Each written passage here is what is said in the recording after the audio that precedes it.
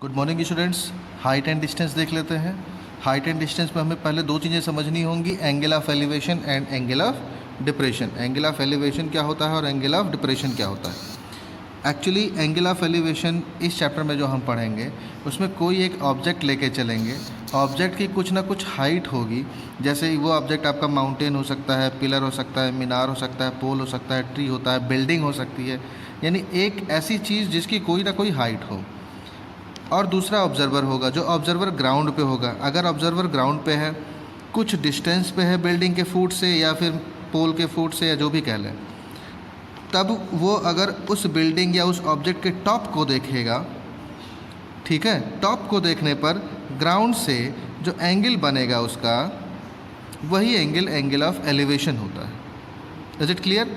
तो ये ऑब्जेक्ट की हाइट हो जाएगी और ये जो पॉइंट होगा ऑब्जर्वर का, ये फुट की डिस्टेंस हो जाएगी। किस फुट की डिस्टेंस? ऑब्जेक्ट के फुट की, यानी ऑब्जेक्ट जितनी डिस्टेंस पे होगा। सेकंड, एंगल ऑफ डिप्रेशन की अगर हम बात करें तो एंगल ऑफ डिप्रेशन में क्या होगा कि कोई भी बिल्डिंग या कोई भी पोल या कुछ भी होगा, तो आप मान के चलेंगे कोई एक ऑब्जर्वर यहाँ पर है, ए पर है, यानी टॉप पर है। अब वो टॉप से किसी एक पॉइंट को देख रहा है जो कि ग्राउंड पे है। वो पॉइंट क्या है? बिल्डिंग या पोल या माउंटेन, जहाँ पर ये ऑब्जर्वर है ऊपर, उसके फुट से उस पॉइंट की कुछ ना कुछ डिस्टेंस है, पैरेलल डिस्टेंस है। तो वहाँ से जब वो नीचे की तरफ देखेगा तो पैरेलल लाइन से जितना एंगल उसको डिप्रेस करना पड़ेगा अपने आईज से, वो एंगल एंगल ऑफ डिप्रेशन होता है।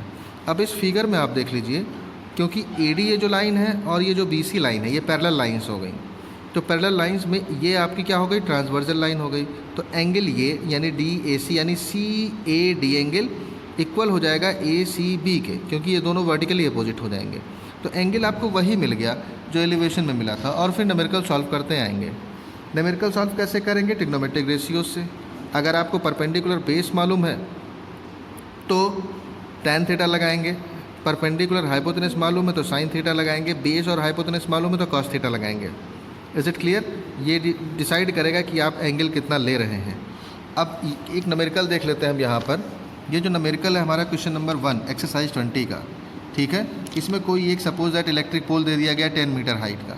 इससे 10√3 मीटर डिस्टेंस से एलिवेशन एंगल आपको निकालना है। ये हमने थीटा लेट कर लिया एलिवेशन एंगल।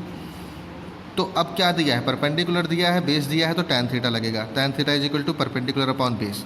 परपेंडिकुलर आपका 10 है, बेस है 10√3, 10 और 10 कैंसिल, 1/√3। अब स्टैंडर्ड एंगल के चार्ट में अगर आप 1/√3 देखते हैं tan के रिस्पेक्ट में, तो 1/√3 वैल्यू होती है आपकी tan 30 की। तो tan और tan दोनों तरफ क्या हो गए? इक्वेट हो गए। थीटा की वैल्यू 30 डिग्री, यानी एंगल ऑफ एलिवेशन कितना आएगा? 30 डिग्री। अदर न्यूमेरिकल्स आप ट्राई करेंगे